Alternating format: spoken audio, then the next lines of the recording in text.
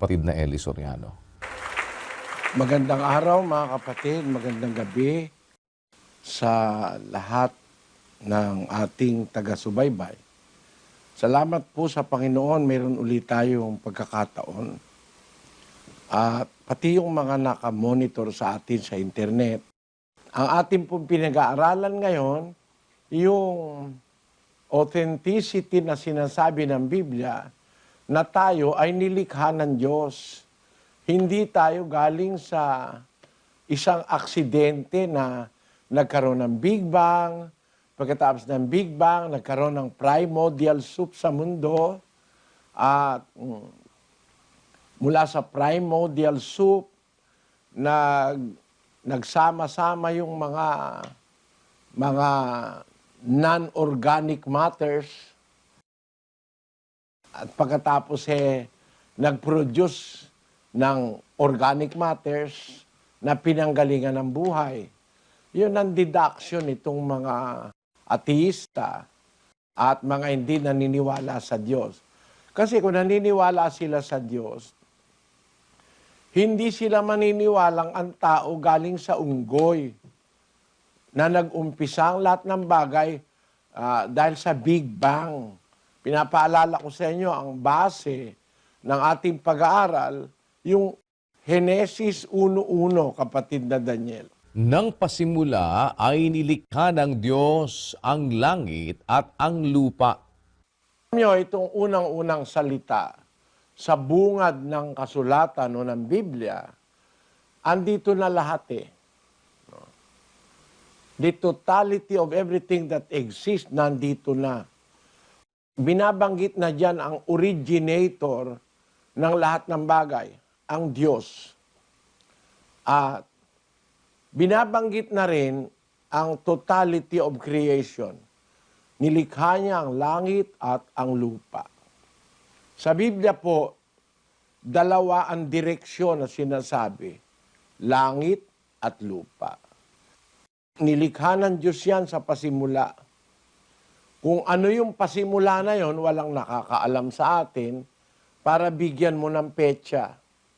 Pero masasabi ko, yung sinasabing pasimula dyan ay pasimula ng mundo. At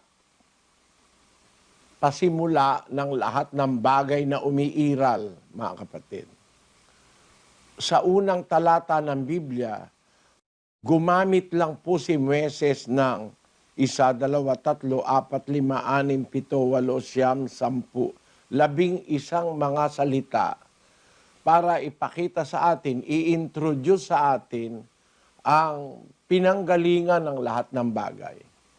Nang 1, pasimula, 2, ay 3, nilikha 4, ng 5, Diyos 6, ang 7, langit 8,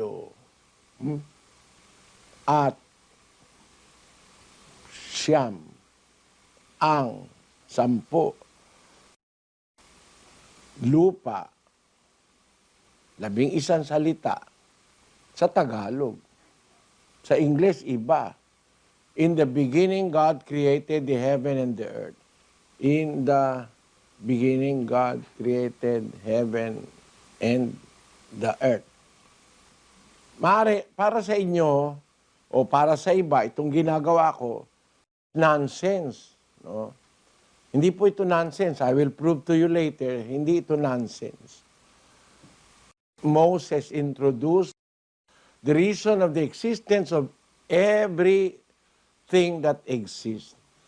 Actually, sa Hebreo po, yung original na salitang ginamit ay 1, 2, 3,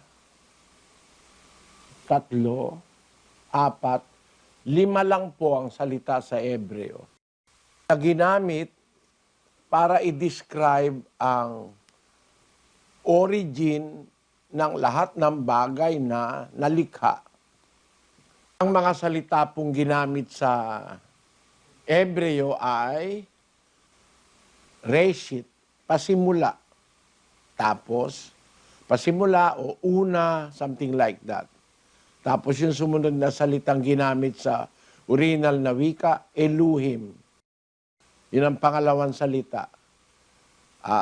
Ibig sabihin, pasimula, Elohim, tapos ang sumunod na salita ay Bauraw, which means to create. Yun ang pangatlo.